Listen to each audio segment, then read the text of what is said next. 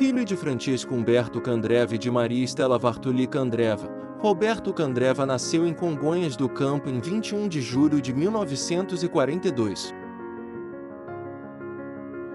Então, meu pai é filho de italiano, com a filha também de italiano. Então, assim, tem essa origem um pouco com pé lá na Itália. Nasceu em Congonhas, é o caçula de 7 irmãos.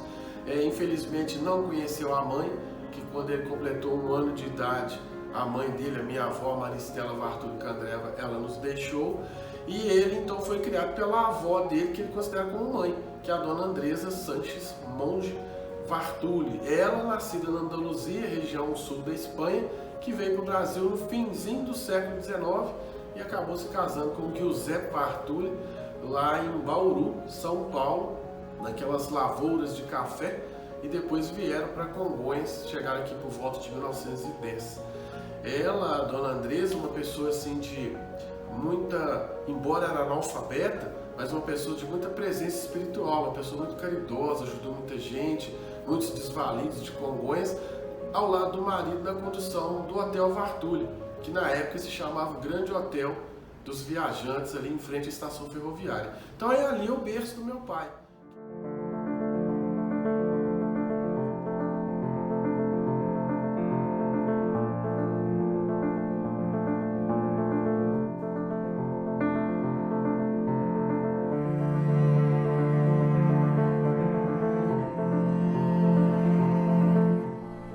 Roberto estudou no Grupo Escolar Barão de Congonhas, no Colégio Interno da Borda do Campo e no Colégio Arquidiocesano de Belo Horizonte.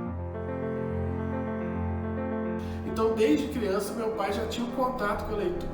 Foi inclusive alfabetizado dentro de casa sem mesmo ter ido para a escola ainda, né? Depois que ele vai para a escola fazer o rito normal escolar. Mas o meu pai sempre teve essa queda por leitura.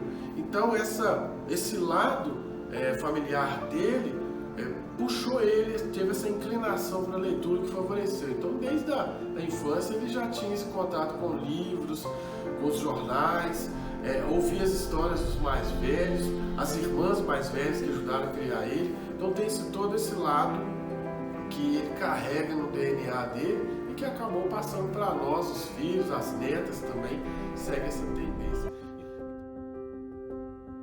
Em 1961, aos 19 anos, Roberto ingressou no Exército Brasileiro, tendo sido admitido na 11ª Unidade de Infantaria, na cidade mineira de São João del Rei. Na época, Roberto chamava a atenção de todos pelo fato de ser o único da turma que frequentava diariamente a biblioteca. Eu conheci o Roberto Candreva em meados de 92, quando eu assumi o cargo de bibliotecária na Biblioteca Pública de Congonhas. E de lá para cá foi um convívio muito harmonioso. O Candreva é uma pessoa muito gentil, muito culto, muito interessado, estava sempre na biblioteca à procura de informações, principalmente sobre a história do Brasil, história das Minas Gerais e história principalmente de Congonhas. E nesse convívio ele também doava muitos livros, colaborou muito para o aprimoramento do nosso acervo, doava muitos livros, doou uma coleção completa da Biblioteca do Exército, com livros que falam sobre a história do Brasil, todos os fatos históricos e marcantes da nossa história. E estava sempre lá, diariamente, ia para ler os jornais, procurava também muitas informações em revistas que a gente assinava de história da Fundação Biblioteca Nacional. E era um bate-papo muito agradável, uma pessoa muito generosa, muito gentil e muito culta. Eu tenho muito orgulho de conviver com ele até hoje, né? E de que ele tenha feito parte da história da Biblioteca Pública de Congonhas. No dia 2 de dezembro de 1969, em Jeciaba, Roberto casou-se com Maria da Luz Ferreira, com quem teve 3 filhos, André, Luciano e Rodrigo.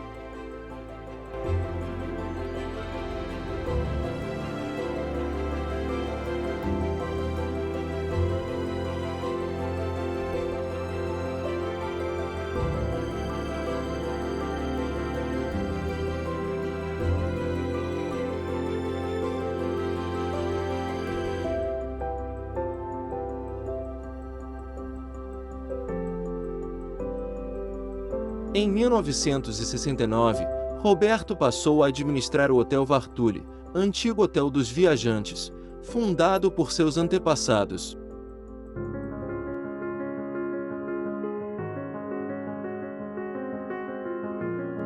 E o que é muito legal de ver nele é essa memória prodigiosa. As lembranças da infância, adolescência e da vida adulta dele, principalmente pelo jubileu, a ótica do jubileu sob o ponto de vista dele, que ele é um apaixonado por essa festa. Então ele, até outro dia, estava me contando sobre o Ano Santo, que foi o jubileu de 1950, que ele tinha 8 anos de idade, e ele foi levado pelas irmãs lá na época para ver a iluminação da Igreja do Bom Jesus pela primeira vez, pelos padres redentoristas, porque o Papa Pio XII, o italiano Eugenio Pacelli, havia concedido esse brevet papal, dando a santificação, né, pelo jubileu. Então uma data festiva que não sai da memória dele até hoje. E foi a primeira vez que a Igreja do Bom Jesus recebeu iluminação elétrica externa. A igreja ficou toda iluminada durante os 7 dias da festa do jubileu. Então ele traz isso com uma riqueza de detalhes fantástica. Na década de 1990, após aposentar-se, Roberto intensificou sua luta em favor da história e da memória de Congonhas, sendo constantemente procurado por estudantes, moradores, acadêmicos e pesquisadores.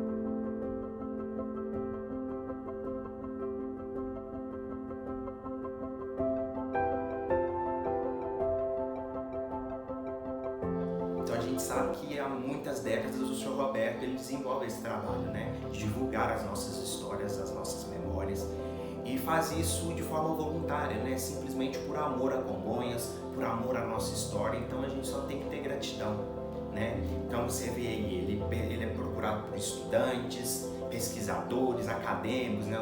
Tem histórias de gente, às vezes num TCC de graduação, num mestrado, num doutorado, em algum momento procura o Sr. Roberto para saber: o Sr. Roberto, onde que ficava isso? O senhor já ouviu essa história de Congonhas? E o Sr. Roberto, ele sempre tem alguma coisa a acrescentar, ele sempre tem alguma dica, te dá uma pista, fala: ó, procura fulano, quando ele não sabe, ó, ciclano era filho de fulano de tal. Então ele é essa figura, essa biblioteca, né, da história de Congonhas, que está viva, que está aí ativa e sempre ajudando as pessoas, ajudando e lutando para que a nossa história não seja esquecida. Então, eu acho que esse trabalho que o Sr. Roberto faz de memorialista, de relembrar e eternizar alguns fatos que ele, como você falou, ele vivenciou ou ouviu falar, eu acho que isso que mantém viva a história de uma comunidade, de uma cidade. E o trabalho que ele faz é um trabalho voluntário, é um trabalho que...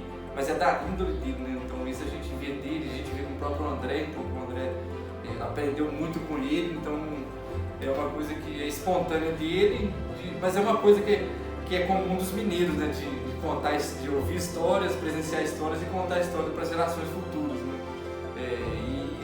E esse tipo de personalidade que a gente tem na nossa cidade, assim, são tesouros vivos que a gente tem na nossa cidade, eles precisam mesmo ser registrados assim, formalmente, seja em livro, seja em audiovisual, seja em homenagens como essa da Flick. Então eu acho que são pessoas que precisam de fato ser reconhecidas no município enquanto vivas, principalmente enquanto vivas, e são assim pontes de lacunas, de falta de registro, de processos, de registros bibliográficos. São lacunas, essas memórias orais são preenchidas muito bem embasadas mesmo, assim. Ele é uma pessoa que tem um conhecimento de histórias aqui que eu já ouvia falar, mas ele conta ao pé da letra, a cada detalhe ele sabe contar, não é? São tantas histórias que para a gente estar agora aqui mencionando algumas das histórias, nós vamos estender muito, né? Mas ele é muito detalhista, tudo que nós conversamos, ele sempre tem algo para acrescentar. Então isso é muito importante, essa valorização que vocês estão, essa homenagem que estão prestando a ele, isso é muito importante porque ele precisa presenciar esses aplausos, né? Os aplausos depois que se foi, isso aí não acrescenta. Esses aplausos em vida, ele presenciando, ele sendo valorizado, uma história que está sendo registrada aqui em Congonhas, né? Ficará registrada aqui na memória, vai eternizar essa figura, esse personagem que ele representa para Congonhas, na história de Congonhas. É um pouco antes do casarão, eu convido vocês uma hora para ir lá conhecer aquilo, já falei com o Guilherme. O embarcador você conhece. Então, eu vinha sempre aqui, dois motivos, porque o meu avô era muito ligado com o Azevedo Antunes, que era o dono das minerações, né? O famoso, ele tinha até um nome importante, né? Augusto Trajano, né? Que é um dos maiores imperadores romanos, fugindo desse negócio de mineração, né, gente? Augusto Trajano de Azevedo Antunes. Então, meu avô aqui tinha, o escritório tinha tudo aqui, esse alto aqui no Guarabé, e ele fundou uma pensão aqui também. Ele dava comida para esse pessoal todo daqui, nessa época aqui. Então, a gente vinha sempre para lá. Um outro registro muito importante que eu tenho também é de ver o seu João Cordeiro, o João Barbudo, que era apontador da Cruzeiro do Sul, montado num cavalo muito bonito, um cavalo castanho, que vinha aqui em cima, porque ele era apontador. Ele saía lá do casarão e vinha aqui. Então aquilo marcou a memória da gente sempre. E as caçambinhas sempre para lá e para cá, para lá e para cá. Eu ia no casarão para ver as caçambas jogadas dentro dos cílios do minério. Então é uma das coisas que ali tem que ser preservado, no meu modo de ver. Congonhas tem que preservar aquilo. Querendo divulgar ainda mais nossa história, na década de 90, Roberto passou a relatar suas memórias nas principais rádios do município, tendo registrado importantes acontecimentos da história de Congonhas. Em Congonhas, a partir da década de 1930, surge um carnaval mais expressivo e também a rivalidade que dividia a cidade. Existiam 3 grupos que se distribuíam e que guardavam certa relação com as 3 maiores escolas de samba que a cidade já teve. Do Clube Ideal, originou a Escola de Samba da Matriz. Do Clube Esportivo, originou-se a Mocidade. E do Clube Cruzeiro, nasceu a Jacuba. O Clube Ideal, fundado por Pascoal Vartulho e Antônio Egídio, o popular senador, teve as cores verde e branca. Sua primeira sede social foi numa casa atrás da Igreja Matriz. Outros locais serviram como sede, inclusive próximo à estação ferroviária.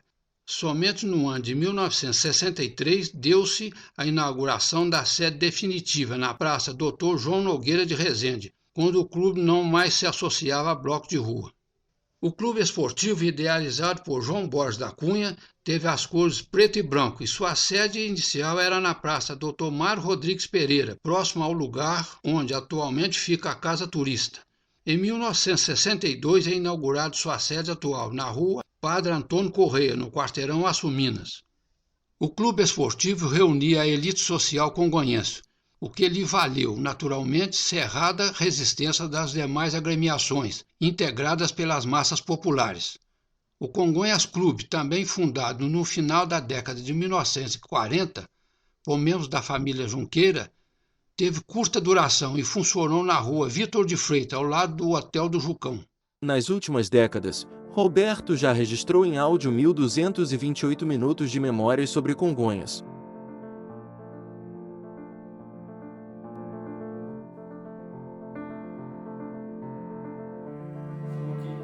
Vivenciou algum fato, ele tá lá sempre assim, ó, não deixa acontecer isso não. Teve um fato recente agora, por exemplo, perto da estação ferroviária tem as ruínas daquele embarcador da antiga Cruzul, que há um processo na prefeitura de pedido de demolição por causa do abandono, teve usuários de drogas, mas a gente sempre comenta na área do patrimônio, no pessoal de conselho, de quem vivencia isso.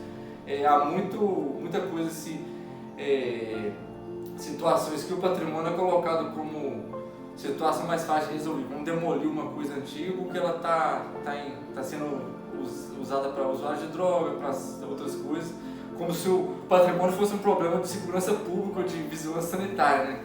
Mas a falta de apropriação não é problema do patrimônio. Então surgiu essa situação, já tem alguns anos que a prefeitura estava correndo através de defesa civil, essas coisas todas, para demolir aquele espaço lá, beleza, tá ocioso, tem um lugar hoje, não é um lugar com acesso.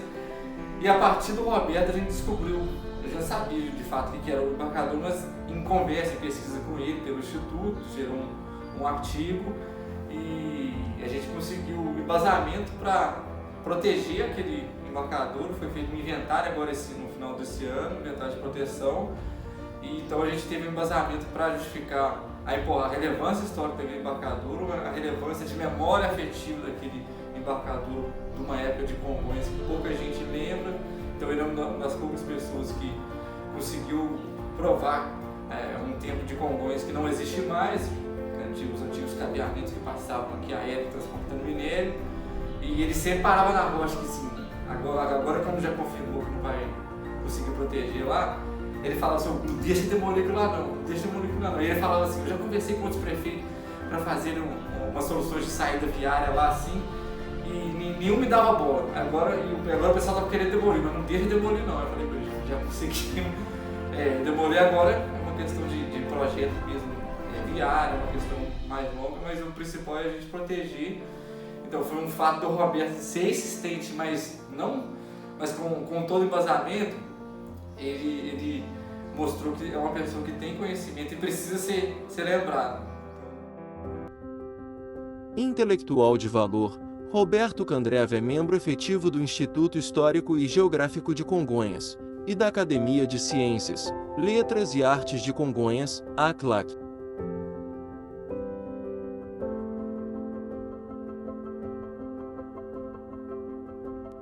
Em 2014, recebeu moção de aplauso da Câmara Municipal de Congonhas pelo seu valoroso incentivo em divulgar a história congonhense. Em 2017, Roberto Candreva foi homenageado pelo Centro Municipal de Educação Infantil Pingo de Gente, por seu incansável trabalho de preservação da história de Congonhas.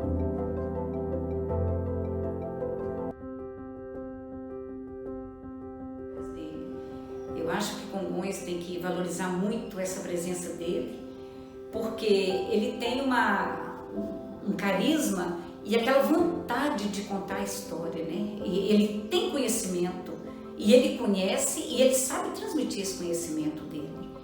Então, para mim, é uma figura marcante que nós temos em Congonhas. É uma figura aí um personagem, eu nem falo uma figura, mas um personagem único nesse momento. Em Congonhas ele deve ser muito valorizado. Então, acho que é uma pessoa que a gente entende que é um patrimônio material e imaterial de Congonhas, entendeu? Uma pessoa presente, viva, mas é uma pessoa que influencia e faz essa transposição do passado, do presente para o futuro.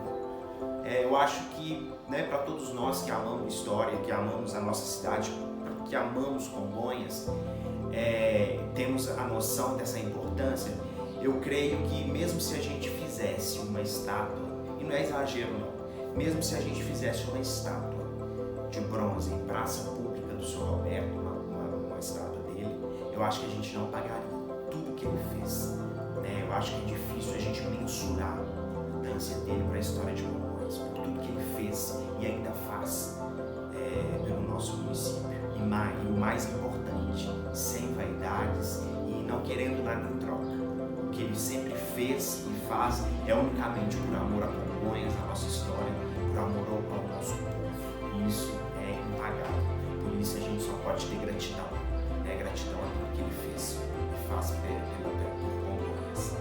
Para quem convive com o Sr. Roberto, para quem já ouviu falar ou escuta às vezes ele na rádio, ou sempre mencionou ele, mas é a pessoa que está sempre disposta a ouvir, é uma pessoa que já passando seus 80 anos de idade, você encontra ele todo dia no centro de Congonhas, você vê ele andando para lá e para cá, ele para conversar com todo mundo, ele escuta todo mundo. É uma coisa que às vezes ele acha que é relevante, ele faz questão de evidenciar isso, assim, ouviu um caso lá, ele faz questão de falar, ou lembrou de alguma coisa, ou algum assunto que surgiu. A gente viu até no próprio Instituto Histórico e Geográfico, na posse do André lá, assim, ele não hesita de precisar de falar alguma informação complementar, ele fala na frente do auditório todo. Então, assim, esse é o Roberto. Ele é uma pessoa sempre alegre, ele não deixa, às vezes, você não vê, ele não transpõe os problemas que todo mundo tem, então ele está sempre ao ouvido de tudo, está sempre à disposição. Se for na casa dele agora, com certeza ele vai receber vocês. Se precisar levar ele a algum lugar para mostrar ou conversar com alguém, certeza que ele está à disposição. Então, é uma pessoa que, além de tudo que ele faz, é uma pessoa muito valiosa que a gente tem nesses tempos difíceis de relações humanas, né? Então, só agradecer ter essa amizade com o Sr. Roberto, que dure por muitos anos ainda, e parabéns pela homenagem. Que homenagem linda que a Festa Literária está fazendo ao grande estudioso, ao grande pesquisador, o senhor Roberto Candreva. Memórias, quem não as tem? E o interessante é que o senhor Roberto Candreva não tem somente as memórias dele, ele tem as memórias da história, do mundo, das pessoas diversas, de autoridades, de fatos, e não fica só no coração dele ou na mente dele. Ele repassa essas informações de uma forma histórica e contextualizada. Isto é que o dignifica ainda mais, enquanto um ser capaz de transmitir conhecimento, expandir essas informações para que elas não cessem um dia. Pelo contrário, que gerações e gerações as repassem, seja de forma escrita ou pela oralidade. Ô Sr. Candreva, o Senhor nos encanta com a sua inteligência, com o seu conhecimento e com a sua capacidade de repassar tantos conhecimentos. Somos gratas ao Senhor. Memória é isso. Faz história quem constrói história, quem se faz no dia a dia. E o Senhor se faz no dia a dia. Cada conto, cada história contada pelo Senhor é multiplicada, antes guardada, depois multiplicada, apreendida pelas pessoas, admiradas. Isso aconteceu, eu não sabia. O Senhor Candreva que me contou. O Senhor faz registro, o Senhor faz história. Muito, muito obrigada. Deus o abençoe sempre. Um grande abraço e vivas ao Senhor. Que além de filho, amado que sou, sempre fui, como são os meus irmãos também por ele, a gente tem esse amor, essa gratidão por tudo que ele nos ensina, do jeito dele, da forma dele, né? Que a gente é muito mais do que filho. Eu sou um grande fã dele, um grande admirador. Então a gente tem muito amor e carinho por isso, por ele, pela minha mãe, que pautaram as nossas vidas, nós três, eu e mais dois irmãos, o Luciano e o Rodrigo, agora as netas. Ele é muito carinhoso com todo mundo e é uma pessoa muito presente, né? Então, assim, é dizer mesmo gratidão, muito obrigado, que o amor ele é recíproco, verdadeiro, e que a gente fica muito feliz em ter tido esse privilégio, essa honra de ser filho dele.